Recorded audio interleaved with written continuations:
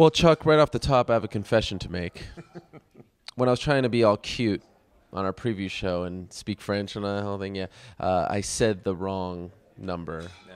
And you know, the problem is that no one working on this production of ours speaks French, so no one was able to tell me that I messed up and called it 196 as opposed to 186. So I'm just going to blame you. Okay, that's fine. I'll take that one. Did you know? Did you realize?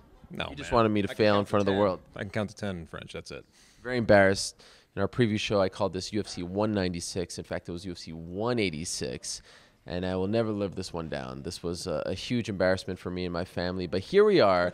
It's the UFC 186 post-fight wrap-up show. The show has just ended. And Demetrious Johnson waited until the last second. The last second, yes, of the fifth round to submit Kyoji Horiguchi via armbar to retain the UFC flyweight title. So, what do you think of the fight? The fix is in, man. These prop bets and everybody who wanted, inside the distance. Inside the distance, and look, 1 second left. No, that was pretty crazy.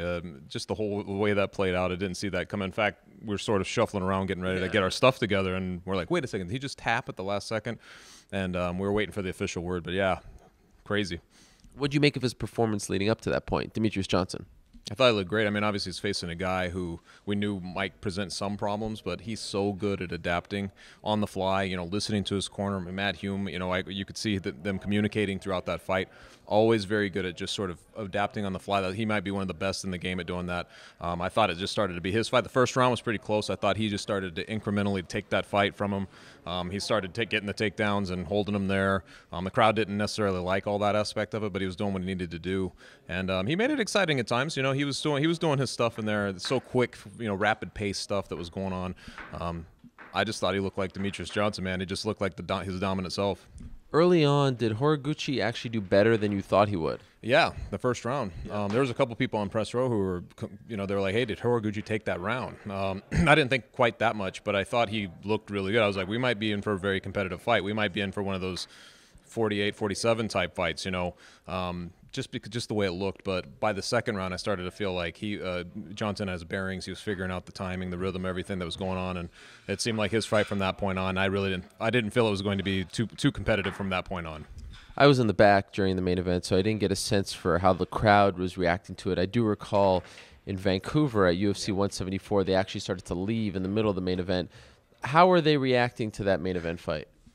I've never seen you know how it is. You're building towards something, right? Yeah. Rampage goes in this one. He has his big spiel at the end. There was a nice little buzz in the air, and by the time they went out to touch him up, and that's usually when everybody's just on pins and needles. Crescendo. Yeah, it was dead in there, and it was bizarre, man. And it's a strange thing. I don't know. We've been through this. It's a very complicated sort of topic. Why is that? I can't really put my finger on it 100%.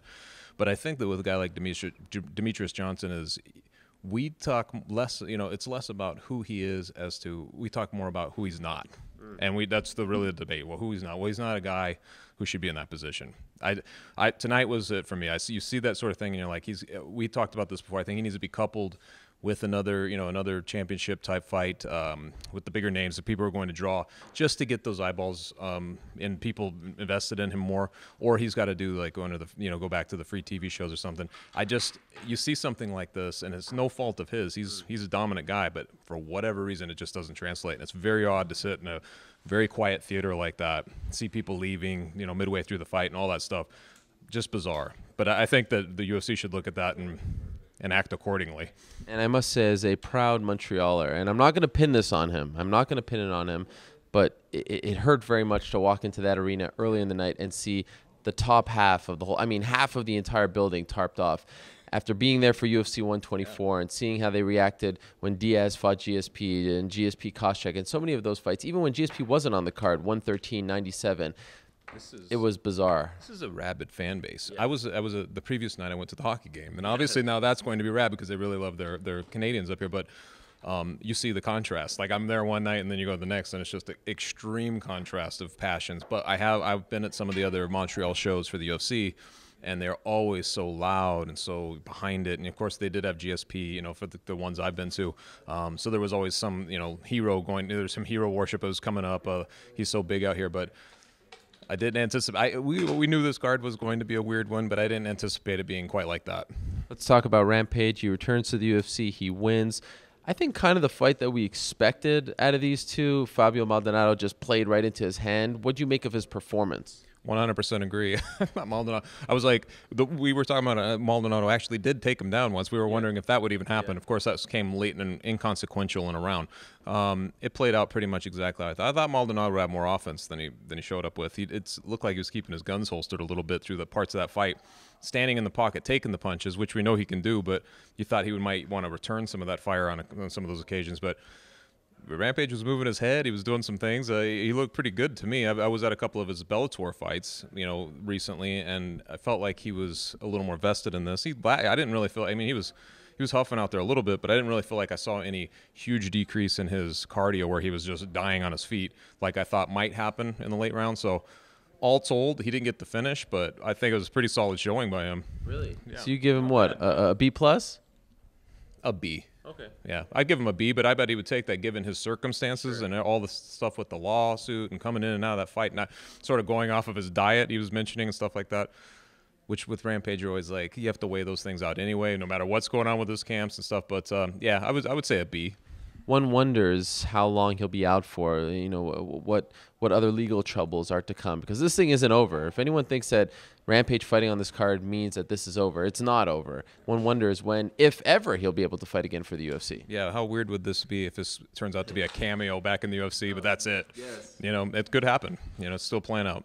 Also, one wonders if Fabio Maldonado's biggest mistake was not something that happened in this fight, but it was agreeing to do this fight at 215. Because you have to think that if Rampage had to cut those extra, 9 pounds or so, 10 pounds or so, that would have taken a lot out of him. And Fabio was ready to fight at 205. Remember, just a couple days ago, he found out this was going to be all switch. Who knows what happened behind the scenes, right? Yes, I agree with you 100%. He's way too accommodating on this whole thing. Ultimately, just his opponent switch and everything, he seems to be handling it all just fine, and even especially the weight thing. Hats off to him for doing it. Who knows what's going through his mind? Maybe they gave him some incentives behind the scenes or whatever. But good for him. I do think it would have benefited him greatly though if he had stuck to his guns about 205. Obviously, with that weight cut and everything, I don't even know if Rampage would have made it. And if he did, I doubt he would have looked as good down the stretch of that fight that he did. And then, of course, Michael Bisping picking up a tough, gritty win over CB Dalloway. If you thought he was done after his loss to Luke Rockhold, he's still around. I mean, who knows if he'll get that title shot or even make that title run, but he's still around. He could beat a guy who's kind of on the top 10 fringe. What'd you make of his performance? I thought it was great. It was a little bit vintage Bisping, right? I mean, he was in some trouble there. I know he said he wasn't ultimately hurt, but it looked like he was in a little bit of trouble in that first round. And then for him to sort of turn the table, that was the one time where the crowd truly came to life, I thought, was when he sort of, he turned it around that first round a little bit and started coming back. I thought he looked really good. He was moving around well. He was getting his shots off. At times he would come in and deke and throw something else. I mean, I was seeing some little wrinkles that you're like, oh, that's something new, perhaps. That's going on with what he was doing, and I thought he was fighting. He was fighting smart, and ultimately, it's what you'd want to see from him if you want to still see Michael Bisping fight. I was a little worried you might see him go in there and he wouldn't look like Michael Bisping at all, and you start to say, well. Okay, I think we've seen the last of him, but he obviously had a good performance, and more power to him if he wants to keep going at this point. He still has a little left in him, and also got to give him props. I mean, he really did everything he could to sell this fight. At the media day on Thursday, at the weigh-ins on Friday, he still got it. Yeah. And it's always fun to have Michael Bisping on the card. He's able to ramp things up even when there's nothing there to play with. I like that he feels obligated to go those extra measures because it's obviously like he's formulating his, how could I do? What could I do to and I know you love that stuff. I like that stuff. I like it to be more genuine. You want it to be genuine. You want it always kind of feels genuine with him. Because I think ultimately he has a sort of dislike for his opponents. He has to put himself in that mind space a little bit. So it's always fun to have him on the card. And honestly, it's cool to see him still perform. I thought he, like you mentioned, CB Dalloway is no pushover, and for him to look pretty good in that fight, to kind of take his best shot and still win the fight, good for him, And before we go, we have to touch on some other really impressive performance. I mean, I was blown away by Thomas Almeida. He is one to watch, undefeated, 23 years old, only one decision out of 19 wins. Amazing stuff. The guy is really impressive on his feet. And then how about John McDessie as well, coming back from a year-long layoff? What a great finish that was against Shane Campbell. Two really great fights to start the pay-per-view, right? Very great fights, and I will say this about opponents with McDessie: don't fight him in Canada. This guy's now 6-1 in Canada, and he always looks that. I mean, he always looks explosive here. I feel like he just fights differently here, and maybe it's just he feels more comfortable. But I wouldn't want to fight him here. I think he's like maybe 1-2 or 0-2 in the States. So yeah, it's just a bizarre thing. But I know that he sort of almost was either he was even money or an underdog going in this fight. I don't know where how that sort of happened, but there was a lot of love. For the last second replacement, maybe just because of his height and all that stuff, but he wasn't having it, man. He was both those guys that you mentioned. I mean, they were both just. It was clear that they wanted to finish. It looked like they wanted to make some extra money. Yeah, that end to the McDessie fight in particular, like he sidestepped him, and then the short right to finish Shane Campbell was just beautiful. Good. He looks really. He was on point. Yeah.